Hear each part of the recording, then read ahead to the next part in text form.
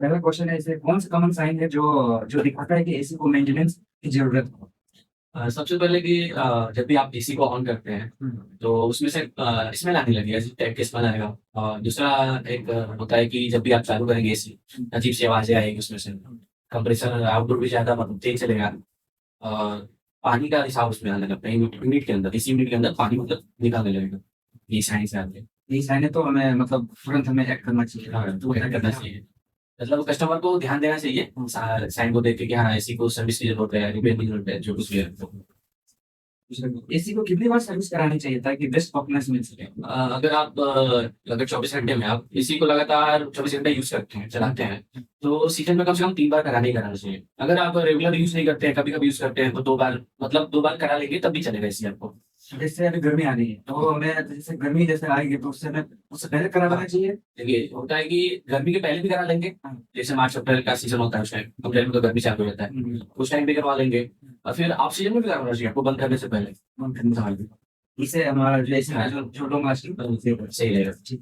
AC AC filters को साफ और मेंटेन करने का बेस्ट प्रैक्टिसेस क्या है। फिल्टर को मतलब आप वैक्यूम पंप से भी साफ कर सकते हैं, निकाल के। वैक्यूम पंप से। Vacuum pump. हाँ, वैक्यूम पंप। घर में जैसे हाँ, घर में भी आता है, एक ब्लोअर मोटर आता है। मोटर आता है मतलब हवा फेंकने वाला, जो साफ कर देगा, वो उससे भी साफ कर सकते हैं। और एक होता है कि आप मतलब बेकिंग सोडा लगाए उस पर, पानी से भी साफ कर सकते हैं। हाँ, बेकिंग सोडा से साफ कर सकते हैं। तो घर में जैसे मान लीजिए किसी के पास वैक्यूम पंप नहीं है तो वैक्यूम सोडा से वो बेकिंग सोडा से निकाल के साफ कर सकते हैं। साफ करके वो लगा सकते हैं। जैसे रेफ्रिजरेंट लेवल्स का इंपॉर्टेंस क्या है और यह एसी की एफिशिएंसी को कैसे इफेक्ट करता रेफ्रिजरेट लेवल आपको मतलब मान लीजिए कि 32 नंबर गैस है इसी में, तो 32 नंबर का प्रेशर होता है आपका, 20 का प्रेशर होता है, रनिंग प्रेशर 120 का होता है। तो मतलब जब भी आप टेक्नीशियन को बुलाते हैं या फिर सर्विस करवाते हैं, बार बार मतलब जब भी बुलाएंगे तो उससे चेक करवाना चाहिए कि रेफ्रिजरेंट लेवल कम है या मतलब कभी कभी ज्यादा हो जाता है, कभी कम हो जाता है। अगर कम हो तो आपको मतलब इसी को हार्ड वर्क करना पड़ेगा। कंप्रेसर ज्यादा लोड होगा तो कंप्रेसर खराब होने की भी उसमें समस्या होती है। तो जब भी आप भी टेक्नीशियन को बुलाए चेक करवाए, चेक करवाने के बाद मतलब कम हो, लीकेज का भी प्रॉब्लम हो सकता है, कभी लीकेज भी चेक करवाना चाहिए आपको। है। रेफ्रिजरेट लेवल जो है तो ये जैसे कस्टमर है खुद से इसको करना सेफ्टी है या नहीं, टेक्नीशियन को बुलाने टेक्नीशियन से बुलाना है क्योंकि इसमें रिस्क रहता है थोड़ा, गैस में थोड़ा। इसलिए रेफ्रिजरेंट लेवल को कस्टमर खुद से उसमें छानबीन ना करें, टेक्नीशियन को बुला ले ज्यादा सही रहेगा, बहुत ही रिस्की चीज। इसलिए एसी यूनिट को ज्यादा दिन तक चलाने के लिए कौन सा स्टेप फॉलो करना चाहिए। टाइम टाइम से सर्विस करवाइए आप। बहुत लोग क्या करते हैं कि मतलब एसी लगवा लेंगे, सर्विस टाइम से नहीं करवाएंगे तो एसी खराब होने की संभावना रहती है। बहुत ज्यादा इलाकों में क्या होता है, आंधी तूफान आता रहता है, तो आउटडोर यूनिट होता है कॉन्टैक्ट करके, उसमें बहुत ज्यादा डस्ट हो जाता है। डस्ट होने की वजह से एसी में लोड ज्यादा बढ़ेगा तो एसी खराब हो सकता है। और पहली बात, दूसरी बात, क्या कॉपर पाइप को बहुत लोग मतलब ऐसे ही रहने देते हैं। कॉपर पाइप होता है जो, उसमें इंसुलेशन का प्रयोग करें और क्या बोलते हैं हम, कॉटन टेप जो लगाए। कौन सी चीजें चेक करनी चाहिए जब एसी को लंबी इनएक्टिविटी के बाद चालू किया जाता है। सबसे पहले तो आपको मतलब अगर 11 दिन के बाद चालू करते हैं तो आपको एसी को मतलब सबसे पहले वायर चेक करना चाहिए, क्योंकि अगर आप बंद करके रखे थे, पैक करके रखे हैं एसी, उसमें चूहा घुस जाता है, चूहा वायर को कट कर देते हैं, तो वो चेक करना चाहिए। अगर नहीं चेक करेंगे तो शॉर्ट सर्किट होने का भी संभावना होता है। और दूसरी बात होती है कि आउटडोर को चेक करना चाहिए, डस्ट वोस्ट लगाए कि नहीं लगाए। डस्ट वोस्ट होगा तो टेक्नीशियन को बुलाएंगे, आप सर्विस करवाएंगे, उसके बाद ही एसी चालू करवाएंगे, आपको सही रहेगा। और ये होता है कि कभी कभी लीकेज की समस्या भी हो सकती है। जैसे आपका घर कहीं नाले वाले के पास है, तो नाले के पास अगर घर है आपका तो कॉपर पाइप को ज्यादा इफेक्ट करता है, उसमें उसमें से जितने भी हानिकारक गैस निकलती है आपके कॉपर पाइप को इफेक्ट करती है। तो लीकेज को भी चेक करवाना चाहिए आपको उस time.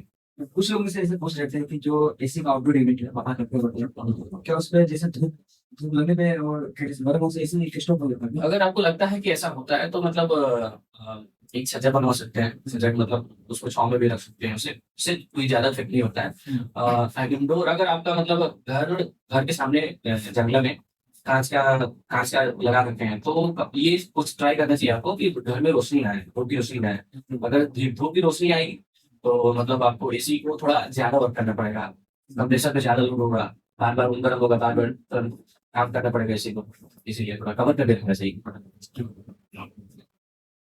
Regular AC maintenance energy bill को कैसे कम कर सकते हैं।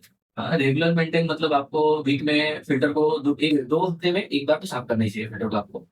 और अगर आप बिल को मेंटेन करना चाहते हो तो टाइम टाइम आप सर्विस करवाइए। टाइम टू टाइम सब कुछ मतलब एसी को मेंटेन रखिए, उससे बिल कम कम भी आएगा, आपको कोई समस्या नहीं होगी। प्रोफेशनल सर्विस के बीच में एसी को मेंटेन करने का कोई डीआई टिप्स है?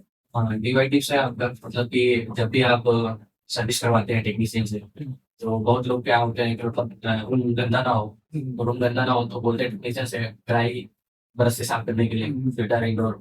तो वो तो ऊपर से साफ होता है, क्वालिटी कंडेंसर साफ हो जाता है, और अंदर का जो एसी यूनिट का जो ब्लोअर मोटर होता है वो साफ नहीं होता, उसमें डस्ट बना रहता है। तो उसके लिए आपको कस्टमर टेक्नीशियन को बोलना चाहिए कि जेपॉन का यूज करे, जैकेट का यूज करे, तो उसमें रूम गंदा नहीं होता है, अच्छी तरह से क्लीन हो जाएगा, रूम भी मतलब अच्छा दिखेगा, इसलिए आपको चमकने लगेगा, डस्ट भी क्लीन हो जाएगा। लोग अपने एसी सिस्टम के साथ ऐसी कौन सी कॉमन मिस्टेक करते हैं जो उसकी लाइफ को रिड्यूस करती है? कॉमन मिस्टेक ज्यादातर लोग यही करते हैं कि सर्विस नहीं करवाएंगे, एसी हमेशा चालू रहता है। लोगों को ये भी ध्यान देना चाहिए कि एक मतलब कि 24 डिग्री पे ही एसी को चलाना चाहिए, ये गवर्नमेंट द्वारा भी लागू किया गया है। 24 डिग्री से मतलब कम नहीं चलाना चाहिए, अगर 24 डिग्री से कम चलाते हैं तो हमारे नेचर को हार्मफुल पहुंचाता है। और ये भी होता है कि सर्विस नहीं करवाएंगे तब भी आपको मतलब एसी यूनिट की लाइफ खत्म हो जाएगा। प्रॉपर पाइपों का ख्याल रखना चाहिए आपको, प्रॉपर, हाँ प्रॉपर उसको मतलब इंसुलेशन लगा के कवर रखना चाहिए, मतलब खुला खुला नहीं रहना चाहिए कवर पाइप आपका।